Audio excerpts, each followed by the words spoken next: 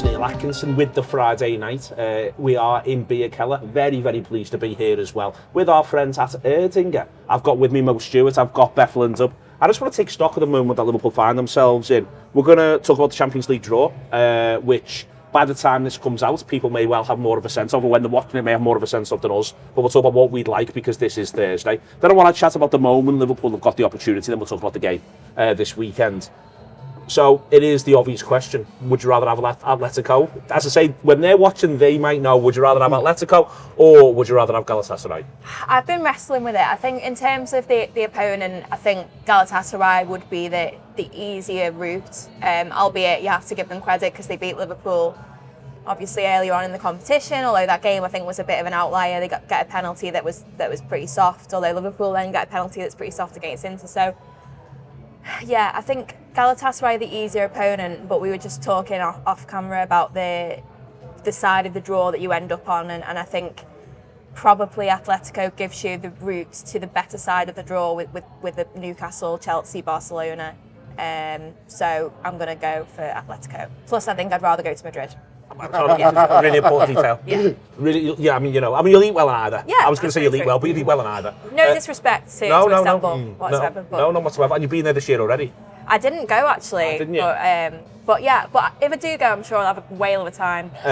Which would you rather? Well, when there was 4 opponents, I did say Galatasaray because I felt like I wanted to erase the memory of that first game in the group phase. I felt like it was, as Beth said, it wasn't really a good representation of what this team could be. But now, I think I kind of agree with Beth again. Like, Galatasaray's the easier team, Atletico's the easier path. And I say that knowing that there's a chance that you might have to do 2 all English ties back to back, which I think you'll have to, if you're going to win the Champions League, I think you're going to have to do at least 1 all English. And I think the likely thing we're going to have to do, if we're going to win the Champions League, is do 2. Yeah. I mean, if one of them's in the final, then at least you haven't got 2 legs. I feel a little bit better about it. But yeah, you're right. I feel like considering how it's, 6 of the 16, it's almost impossible to avoid them completely.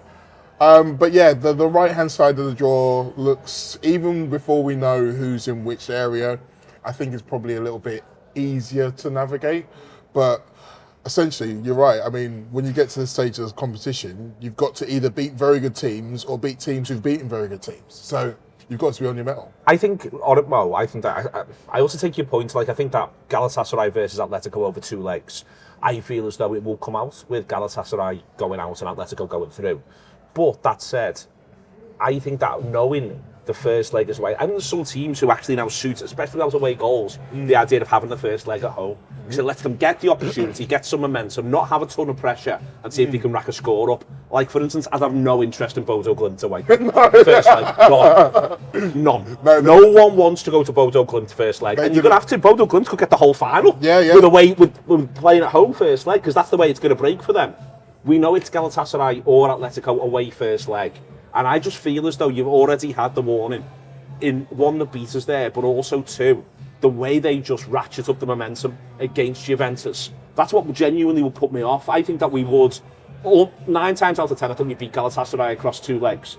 But I'm just worried about the game that gets away from you. And this side this season has let games get away from it. Yeah, that's my Galatasaray concern. That's a fair point. I mean, when you look at the game, the first leg between Galatasaray and Juve were 2-1 up. Yeah. And looked like they were doing all right, and then suddenly 4 goals came out of nowhere.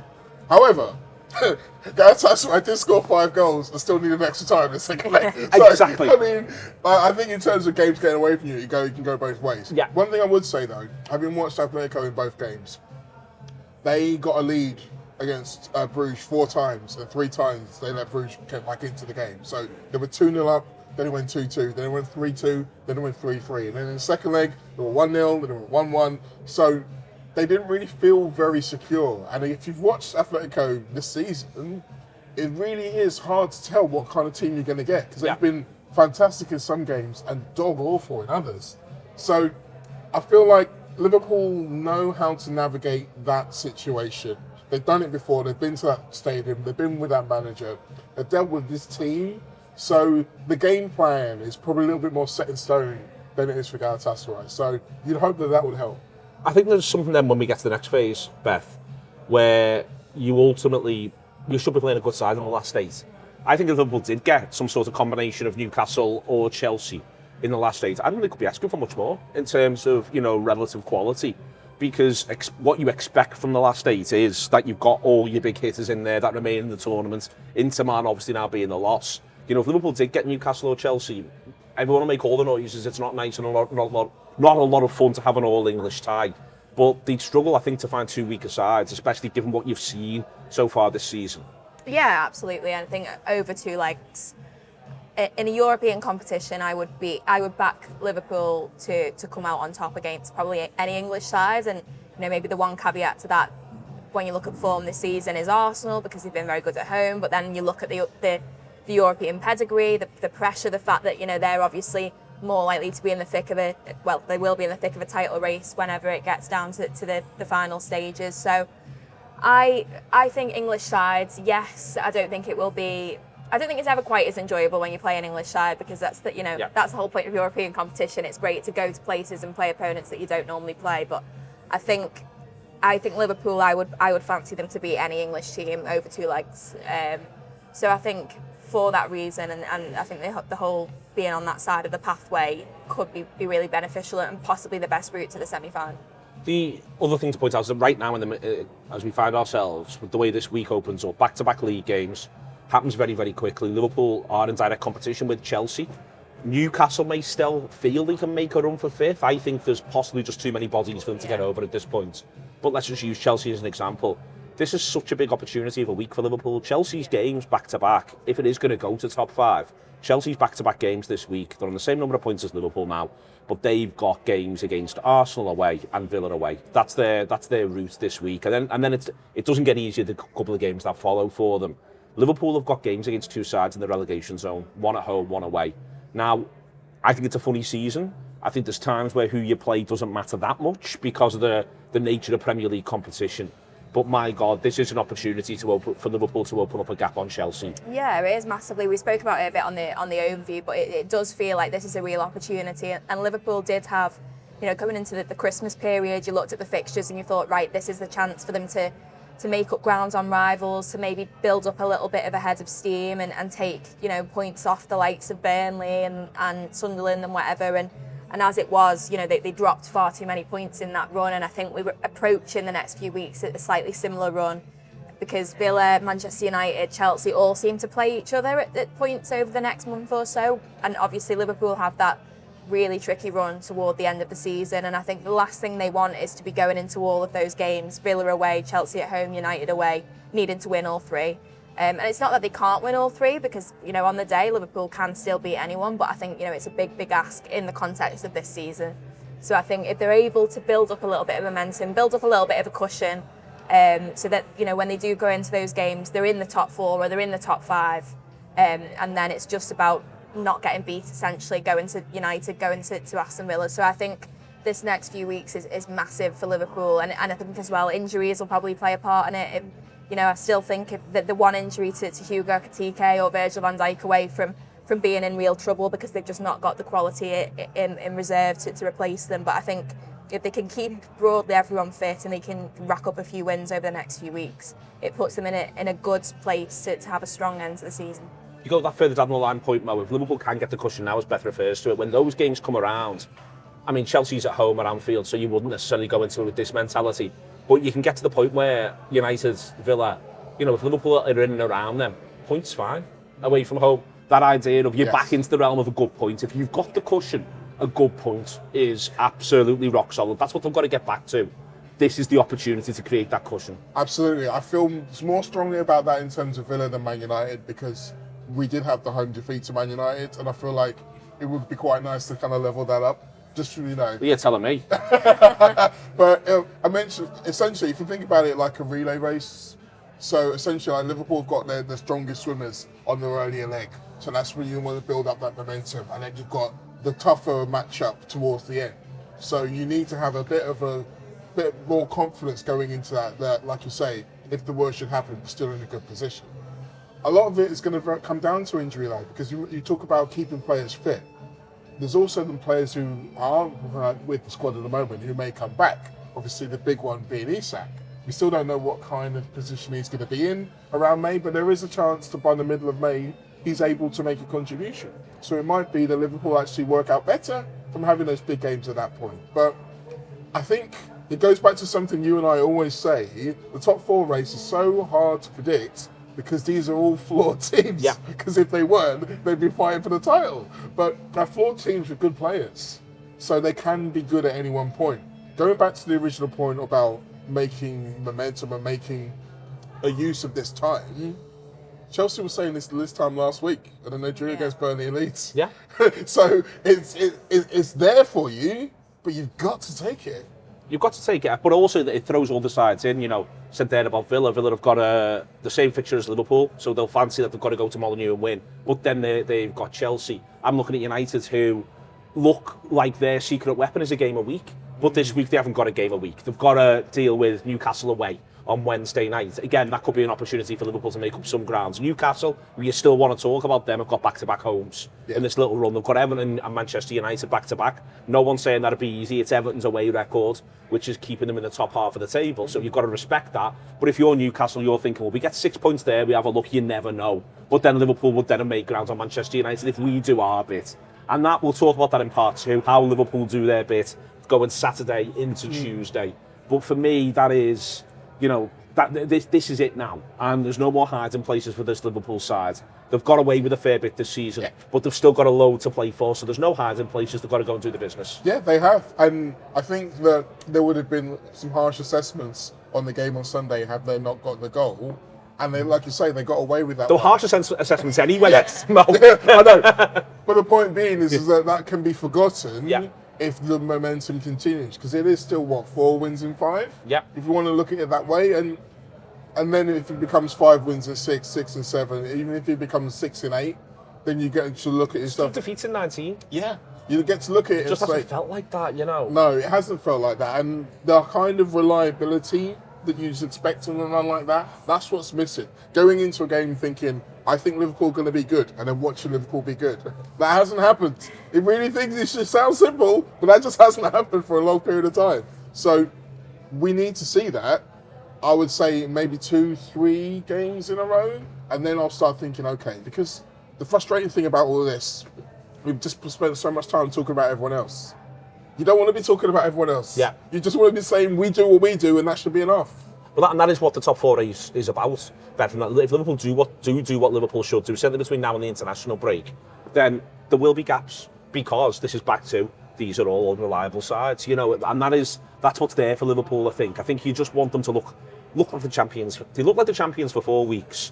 They'll be able to have moments towards the end of the season, and maybe when they have got big European matches, they get the games in the middle, to not have to look like the champions with quite as much pressure. But if they can just do it now, then it opens up so many possibilities for them. Yeah, and I think one of Liverpool's biggest problems, and it's been a massive problem this season, is that mental frailty. You know, it's felt on a number of occasions that they've maybe almost expected some sort of adversity, and they've felt a little bit sorry for themselves. And listen, you know, for so many reasons, they've got credit in the bank, and you can sympathise with them to some degree. But equally, you know, like you say, there are no hiding places now. There's no time for feeling sorry for yourselves. And I think the only way to breed confidence is by winning games. And that's why, you know, we can talk about the performances not being up to scratch. And, you know, that performance on Sunday certainly wasn't. But I think the fact that they won that game, they dug in and they found a way to win, they kept another clean sheet, that will give them confidence. If they can do the same again in the next 2 games, then all of a sudden things start to feel a little bit lighter. All of a sudden, if a goal goes in against them, it's not like, oh God, because they've found a way to win games. And I think they haven't done that enough this season, but this is the time for them to do it.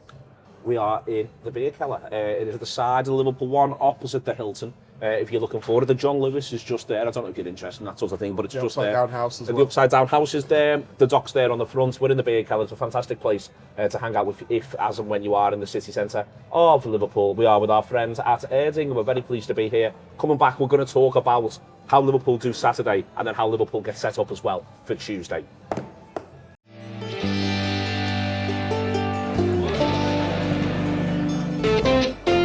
We are at Beer Keller. We are with our friends at Erdinger, and it's 2 big games back to back. You talked about the idea of injuries. There's an obvious way to help, which is get the game won. Yeah. I think that might be a bit of a luxury. This West Ham side has become tougher you know, Mateus Fernandes, Magassa, Souček. These are cyborgs, albeit of different sizes.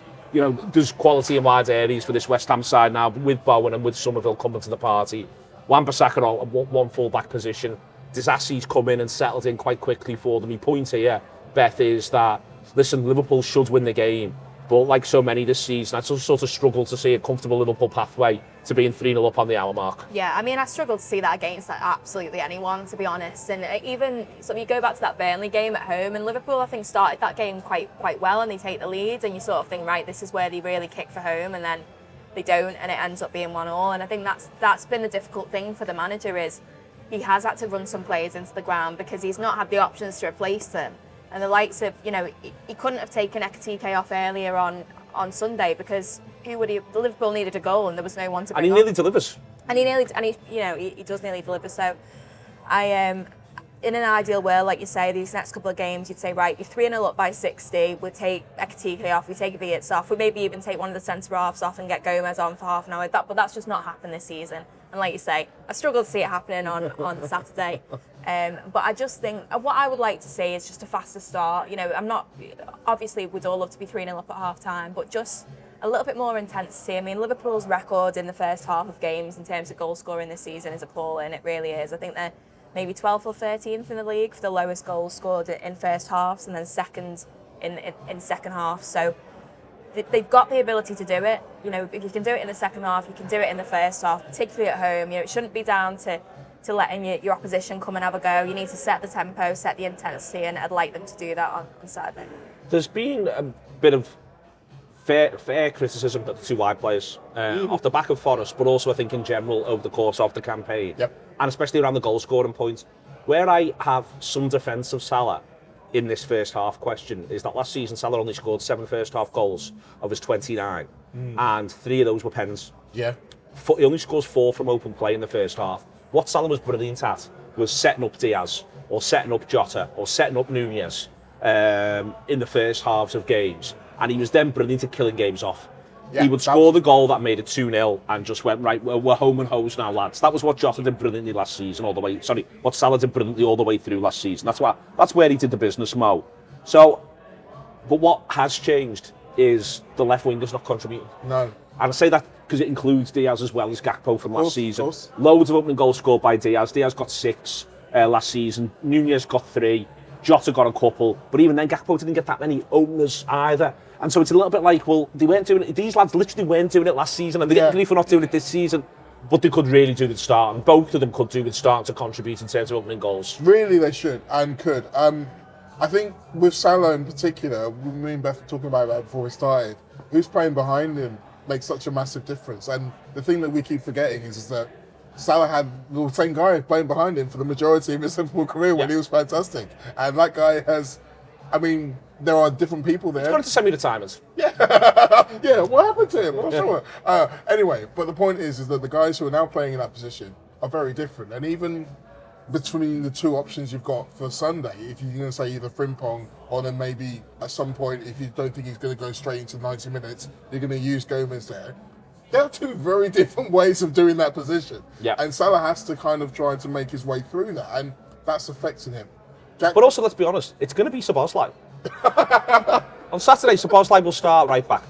I think it'll be the team that was put on the team sheet that went in for Forest, and that'll be the team that he picks. You reckon? It'll be the team that he picked for Forest. It'll be that team sheet, and that's what it'll be. I just wonder whether he'll give Jones a go there. Right back. I think the fact that you swapped them over in that game, to me, I don't know. I judging by what he's done this season, it would be very, very likely that Szoboszlai starts. But I just think, to me, that decision to bring Szoboszlai forward. But then he's got to drop McAllister. Yeah. Because he's got to pick Szoboszlai. Yeah, but the fact that you brought him into midfield to me was almost like a recognition of like, right, no, we need him further forward. I think so. But that's me being optimistic and projecting, maybe, I don't know. I wouldn't be surprised to see Szoboszlai. Well, I mean, you mentioned West Ham and their weapons as well. Somerville has probably been their best player recently. He plays left wing. So we saw what part of the reason why I think they swapped, it wasn't just to get sub-side midfield. It's because he was having problems with Hudson-Odoi. It was actually a left winger who ran at them. And West Ham have got one of those as well. So you can understand why you might think, well, okay, now is the time for me to actually put a defender there. And so, But I don't think he wants to address. So I think at the minute, Arne Slot is not enjoying having his door knocked on by Curtis Jones. I don't think Arne Slot wants his door to be knocked on by Curtis Jones and Alexis McAllister. And we can say managers want to manage, but managers love picking Alexis McAllister. All managers love picking Alexis McAllister because they think he is going to come to the party. He's the manager on the pitch. He dictates the tempo deep. He looks after all this sort of stuff. He's broken his back to pick Alexis McAllister this season, Arne Slot. I just really struggle with a universe where he doesn't pick him on Saturday. He doesn't. But there are universes where he does pick him, and that still happens. They can still do what they did previously at the Marseille, where they had the box and then the two strikers, and then you get Skakpo who's taking a break. So you'd go with. You would go a forward light at home to a side in the relegation zone. Well, you say it's like a forward light. Yeah. But essentially, what that really means is that you are in a 4, because Beth and Szoboszlai are a line behind, but they really join up with Salah and Ekitike. So you're still really getting a 4-2-4. You're just not necessarily having one guy stood out there who, as we've just been saying, has not really been producing as he used to. I think the thing is as well, this next period, it's a lot. When you've only had one game a week, which Liverpool have had the last 2, came in the middle of last week. You are picking pretty much. You're trying to go with the same team as much as possible. I think now, there's a world where got Tuesday, so you can pick with Tuesday on the horizon. That's the thing. I think if he says to Curtis Jones, right, you're not in the starting lineup. And Curtis maybe gets a bit upset about that. He says, but you'll be in the starting lineup on Tuesday. And because he won't be able to pick the same team 3 games in a row. He might try, but I just don't think you'll be able to. So I think that's the one. We might see a bit more rotation because he'll have to rotate. I think we will see some rotation, and I think he'll rotate into Tuesday. I think that part of why I think he'll end up playing Szoboszlai right back is it means he doesn't have to address who plays in the middle of the park. And I don't think you can go into, because the point about this now, I think we always, as supporters, we think a bit more about the game to come. Whereas in his mind, all these lads have just had a week's rest. Yeah. And they won't have had a week's rest come Tuesday, and things can happen. People can get injured, form can disappear with a player. And I just think that managers in that moment, more than we think, I think we think a little bit more with the one plan removed. I think managers themselves just go, I'll just pick the best team that I can on Saturday. I'll pick all my best players. Who's your best players? Alexis McAllister, Ryan Gravenberch, Szoboszlai, Florian Wirtz, still Cody Gakpo potentially, Hugo Ekitike, Mo Salah. Well, how does that work? One of them plays right back, which one? Are you Dom? I 100% see a world where Dom does start at right back, and I'm just a bit reluctant to see him play there now, because I think he's such an asset further forward. He's more of an asset further forward than anyone else in midfield, and I just think for that reason I would personally now like, whether it be Gomez, whether it be Frimpong, whether it be Curtis Jones, whether it be Calvin Ramsey, which I don't think is going to happen, then I would like to see Dom. I pick your thing at Wolves with Frimpong right back and Kerkers left back. Yeah. Because then what you get is, if you've got the 4, you've got the stability, you can drop back in, but what you've actually got is you've got the width coming the other side. It works best with 2 flyers. There's no getting around that. And I just wonder if the game might come up. This one might come a bit early for Frimpong, but also, and this is management. Do you want to, when you're looking at West Ham and saying, well, their major threat comes in wide areas, do you want to say, well, we want to pin them back and go with the Flyers in the game against West Ham, or do you want to say, well, actually, let's be a little bit more stable back there, and then when we come to Wolves and now we're going to break them down at Molineux, that's where we're going to go with the Flyers and go from there. And it wouldn't surprise me to see him do that at Molineux in the first game before the cup game. No, you're right. I think, and people always take the piss at me when I say this because they say it doesn't matter, but Molineux is a big pitch. Yeah. It really is. No, it does matter. And I think when you're playing that kind of game, when you're trying to really accentuate the width, that's the kind of place where it probably works a little bit better. So maybe that's an argument as well. I think whatever formation they pick, going back to what Beth said previously, fast start. Like Liverpool at home against West Ham, please. They don't even need to score in the 20 minutes. They just need to look like the team most likely to score in the first 20 minutes and build from there. Hopefully capitalise in 20 to 45, get a goal, maybe get 2, and build from there. But conceding the initiative in that early stages has been a real recurrent theme over the last 5, 6, 7 games, and it hasn't hurt them, but you don't. I always feel like it's going to hurt them. Yeah. I don't think it's a sustainable tactic to continually do. And in this game, all we're talking about, take advantage of the opposition, take advantage of who Chelsea are playing, grab the initiative, be on the front foot, go out there, get the crowd involved, get everybody involved. Just go and play Liverpool football. Yeah, I also think that whole thing about getting the crowd involved, I think, you know, the best way that Liverpool finish this season strongly is if everyone pulls together, and that includes the crowd. And I think, you know, we can say that the crowd should be there whatever happens, but I think, you know, those slow starts haven't helped. You know, Anfield this season at times has been really, really nervy, has been really, really frustrated. And I just think the Anfield crowd would love to watch a game where Liverpool come flying out the blocks. And I think if Liverpool can do that a bit more, if you can get fans to buy into a bit more what they're trying to do, then I think that's the best way they're going to finish the season strongly. If they carry on being, you know, pedestrian, maybe a little bit passive at times, then games are going to become tighter, the crowd are going to become frustrated, and that's when more drop points are probably going to happen. Okay, excellent stuff. Ron, Beth and Mo, big week. 2 massive games for Liverpool, 6 points that table. It'll look magnificent. See you later on.